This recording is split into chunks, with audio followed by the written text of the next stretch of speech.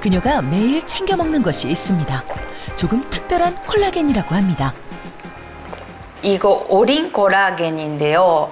생선에서 나오는 콜라겐이에요. 일본어로 우로코라고 하는데 이거 흡수율이 좋다고 하더라고요.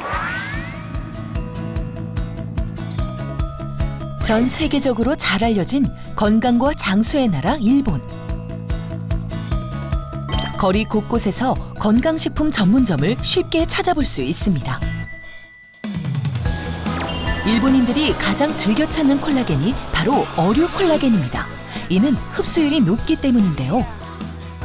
3,000개 이상의 아미노산이 결합된 동물성 콜라겐에 비해 100개 이하의 아미노산이 결합된 저분자 어류 콜라겐의 흡수율이 높은 것은 이미 알려진 사실입니다.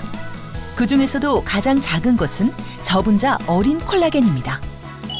이른바 3세대 콜라겐으로 불리는 저분자 어린 콜라겐은 순도를 높여 불순물을 최소화한 것이 특징인데요. 이 분자가 어느 정도로 작냐면 무려 170달톤밖에 안 됩니다.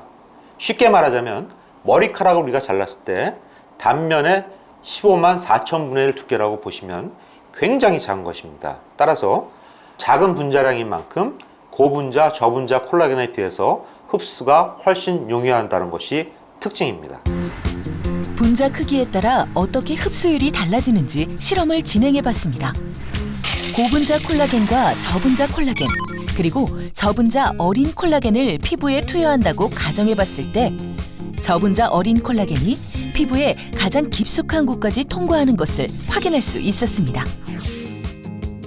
저분자 어린 콜라겐은 생선 비늘에서 효소를 분해해 사람의 피부 구조와 비슷하다고 합니다.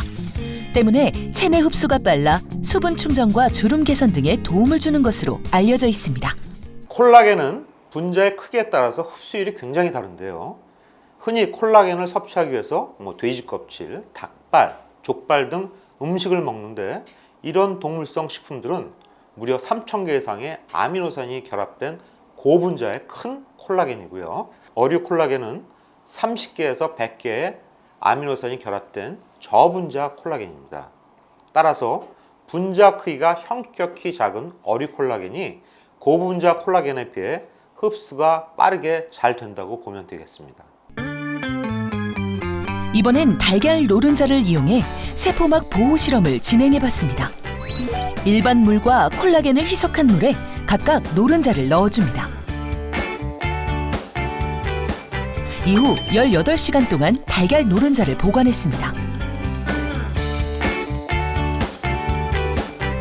시간 경과 후 일반 물에 담긴 노른자의 상태는 허물어져 있었습니다. 반면 콜라겐을 희석한 물에 담겨져 있던 노른자는 형태가 유지된 것을 확인할 수 있었습니다.